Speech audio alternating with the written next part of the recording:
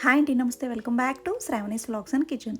ఈ రోజు మన రెసిపీ వచ్చేసి స్కూల్కి వెళ్ళే పిల్లల నుంచి ఆఫీస్కి వెళ్ళే పెద్దవాళ్ళ వరకు ఎవరైనా సరే చాలా ఇష్టంగా తినే simple, healthy and tasty lunch box రెసిపీని మీతో ఈరోజు షేర్ చేసుకోబోతున్నానండి. ప్రతి ఒక్కరు కూడా చాలా ఇష్టంగా తింటారు. పిల్లలకి ఇది లంచ్ బాక్స్లో పెట్టారంటే వెంటనే ఖాళీ చేసేస్తారు, అంత రుచిగా ఉంటుంది.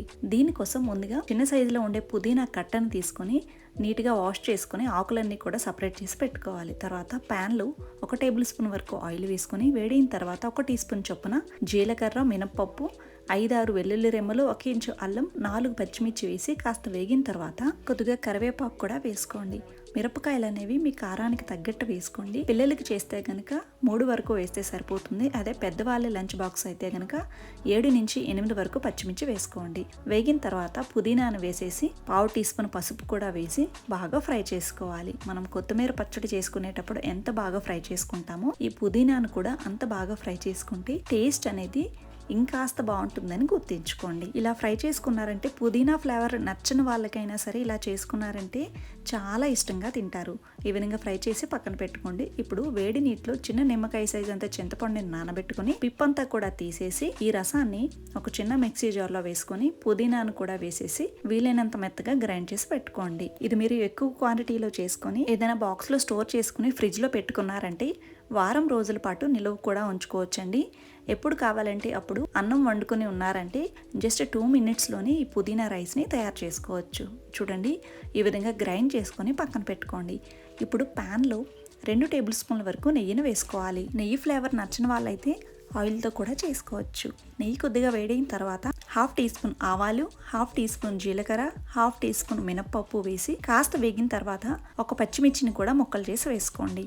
అలాగే 4-5 వెల్లుల్లి రెమ్మలు, 1 గుప్పెడు పల్లీలు కూడా వేసి పల్లీలు కాస్త వేగనివ్వాలి. మరీ ఎక్కువగా ఫ్రై చేయాల్సిన అవసరం ఏమీ లేదండి. పల్లీలు కాస్త వేగితే సరిపోతుంది. తర్వాత 1 మీడియం సైజ్ ఉల్లిపాయని వీలైనంత చిన్న ముక్కలుగా కట్ చేసి వేసుకొని కరివేపాకు కూడా వేసి ఉల్లిపాయ ముక్కలన్నీ కూడా మెత్తగా మగ్గిపోయేంత వరకు ఫ్రై చేసుకుని గ్రైండ్ చేసుకున్న పుదీనా పేస్ట్ వేసుకుని 1/2 టీ స్పూన్ సాల్ట్ కూడా వేసేసి నెయ్యి మొత్తము కూడా సపరేట్ అయినంత వరకు కూడా బాగా లో ఫ్లేమ్లోనే పెట్టుకుని ఫ్రై చేసుకోవాలి. అప్పుడే ఈ పుదీనా పేస్ట్ అనేది బాగా వేగుతుంది. ఫ్లేవర్ కూడా రైస్కి అంత బాగా పడుతుంది.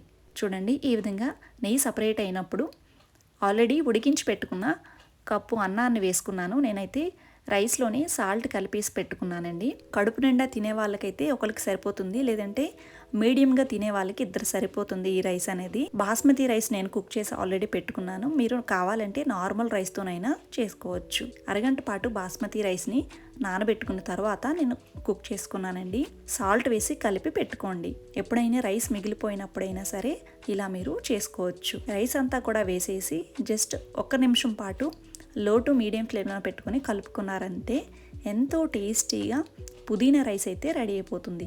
ఇందులో మీకు కావాలంటే క్యాష్యూ నట్స్ కూడా వేసుకోవచ్చండి, జీడిపప్పు పలుకులు కూడా. ఉడికించిన అన్నం లేకపోతే పుదీనా పేస్ట్ని వేయించుకున్న తర్వాత కప్పు బియ్యానికి 2 కప్పులు నీళ్లు వేసి 2-3 విజిల్స్ వరకు కుక్కర్లో పెట్టుకున్నారంటే అలా కూడా తొందరగా అయిపోతుంది. ముందుగా రైస్ని ఉడికించి పెట్టుకున్నారంటే ఈ విధంగా ట్రై చేయండి.